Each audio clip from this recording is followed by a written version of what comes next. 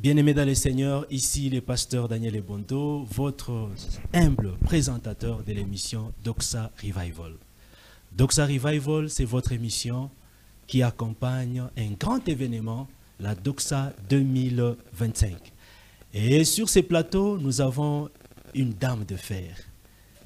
Notre maman, notre mère, la Sarah des ministères Génération Joël, on l'appelle Maman Irène Mandako. Maman, bonjour. Bonjour, Papa Ebondo. Maman, bon, il y a une question. Mais avant de poser cette question-là, il y a quelqu'un qui voulait savoir qui est réellement Maman Irène. Ah bon? Oui. C'est bien ça. Oh, oui. Qui est réellement Maman Irène? Maman Irène, elle est visionnaire d'abord des femmes dynamiques dans le monde. Alléluia. Et puis épouse du visionnaire de la génération Joël, le pasteur Réussi Ngoï Mandakou. Alléluia. Mère de 6 enfants, dont 3 filles et 3 garçons. Servante de l'Éternel. Alléluia. Femme d'affaires. Donc, c'est ça. Alléluia. Alléluia. D'une manière brève, c'est ce qu'elle est. C'est ça notre maman, Maman Irène Mandakou.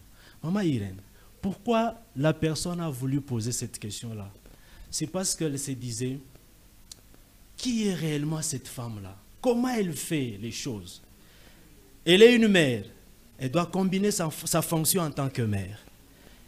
Elle est une épouse. Elle doit remplir sa fonction en tant qu'épouse. Elle est femme dynamique. Et aujourd'hui, j'ai entendu quelqu'un vous appeler Maman Médoche. Finalement, comment elle fait? Elle est extraterrestre, elle a 2 têtes, elle a 4 têtes. Comment est-ce que vous faites pour gérer, combiner tout ça?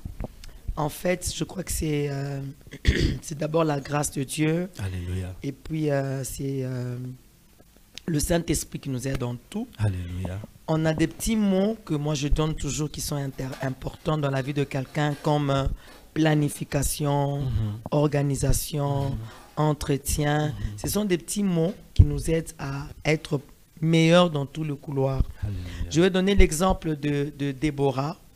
Et c'est cet exemple qui m'inspire beaucoup. La Bible dit, Déborah était prophétesse, femme de Lapidote. Elle était juge en Israël.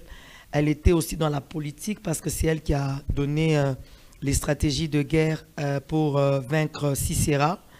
Donc c'est une femme qui avait plusieurs casquettes. Moi je crois que dans la femme, Dieu nous a donné cette capacité de pouvoir gérer plusieurs casquettes. Et c'est possible si on a des petits mots, comme je viens de le dire, comme planification, organisation, entretien. Tu sais t'organiser, tu sais entretenir ce que tu fais, tu planifies beaucoup de choses. Je crois que c'est possible. C'est possible. C'est possible, oui. C'est-à-dire c'est possible s'il y a la planification selon Maman Irène Mandako. Maman Irène, vous venez de finir vos 2 interventions. Vous êtes enseignante de la parole, c'est-à-dire en réalité vous êtes pédagogue. Est-ce que les objectifs que vous étiez assignés avant de prêcher se sont-ils accomplis ou réalisés, ou bien il faut attendre que le Saint-Esprit fasse le reste? Ouais, moi je crois que le succès appartient à l'Éternel. Alléluia. Nous faisons notre part et Dieu va faire sa part. Alléluia. C'est comme ça que la Bible déclare Paul arrose, Apollos sème, ou le contraire, et puis Dieu fait croître. C'est-à-dire c'est Dieu qui fait croître. Nous faisons ce que nous pouvons faire, nous sémons, nous arrosons, mais c'est lui qui fait croître, c'est Dieu. Alléluia. Donc on s'attend à lui, on a fait notre part et nous demandons à Dieu aussi de faire sa part. Maman, vous inspirez plusieurs personnes. Il y a un bien-aimé qui demande comment est-ce que maman prépare ses messages. Elle prépare comment les messages?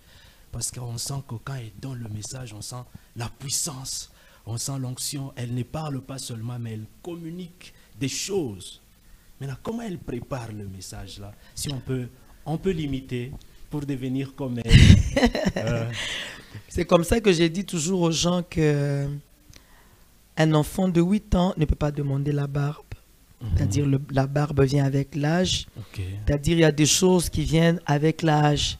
C'est-à-dire, c'est comme ça que je dis toujours, j'ai cru à 16 ans et j'ai commencé à prêcher à 20 ans. 20 ans, après 4 ans. Après 4 ans, j'ai commencé déjà à prêcher la parole de Dieu. Et le fait que tu prêches beaucoup, tu as quand même cette expérience de 1. Et puis le Saint-Esprit nous aide aussi. Parce que moi, je ne prêche pas toujours la parole le même jour où je commence à la prêcher. je médite régulièrement la parole. Alléluia. Donc je me mets à table, je Alléluia. médite, je lis les histoires de la Bible comme de Rois, de Samuel. Et au fur et à mesure que tu lis la parole, quand tu vas y rentrer pour la deuxième fois, tu sentiras que le Saint-Esprit te donnera encore autre chose. Alléluia. Parce que la parole est esprit et vie. Alléluia. C'est-à-dire quand on médite chaque jour la parole, la Bible déclare méditer ce livre jour et nuit. Et quand tu la médites, parce que le Saint-Esprit ne va pas puiser quelque chose que tu ne connais pas. C'est comme quand tu étudies à l'école, tu vas réussir par rapport à ce que tu as eu comme assimilé comme leçon. C'est la même chose aussi avec la Bible. Plus tu la lis, Dieu viendra puiser dans ce que tu as lu et il va communiquer au peuple de Dieu. J'aimerais encourager seulement aux personnes qui m'écoutent de beaucoup lire la parole de Dieu, Alléluia. De la méditer. Et plus tu la médites, à un certain moment, tu ne vas pas la comprendre comme tu la comprends comme un livre normal, mais le Saint-Esprit va t'inspirer beaucoup de choses sur cette parole. Méditez régulièrement la parole de Dieu. Maman Irène, ça fait un bon moment que vous participez à la doxa.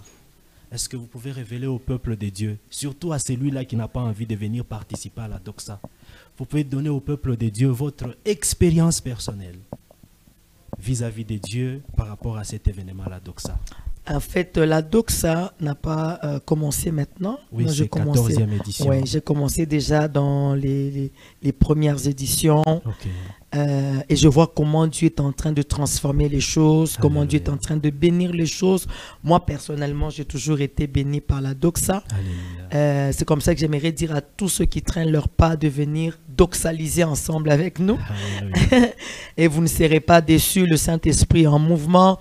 Il y a plusieurs grâces qui vont passer. Il y a des pasteurs, il y a des prophètes, chacun dans sa grâce. Le problème que tu as peut trouver une réponse dans la doxa. C'est quelque chose qui se prépare pendant beaucoup de temps et tu viendras, tu ne seras pas déçu. Ne traîne pas les pas, viens et Dieu te bénira. Voilà, viens et Dieu te bénira. Venez ensemble, nous allons doxaliser. Un dernier moment, Maman Irène, un dernier mot, et surtout par rapport à nos 2 jours de Kiwele.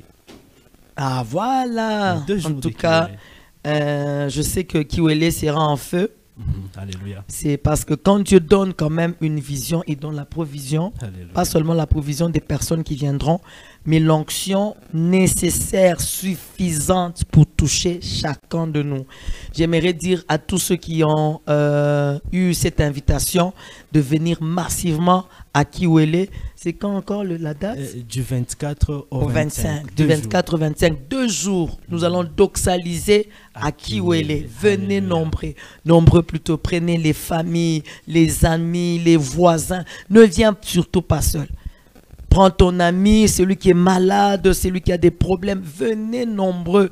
Nous allons doxaliser. Le Saint-Esprit sera en action. Alléluia. Et Dieu va réellement nous bénir. Ne traînez pas les pas. Ça sera un événement inoubliable et que Dieu vous bénisse. Alléluia. Merci beaucoup. C'était Maman Irène Mandakou sur les plateaux de la Doxa Revival en train de doxaliser. Vous sentez même l'onction est là.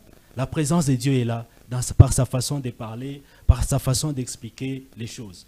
Bien-aimés dans le Seigneur, c'est par cette transition que nous clôturons la journée d'aujourd'hui. Rendez-vous demain à 14 h.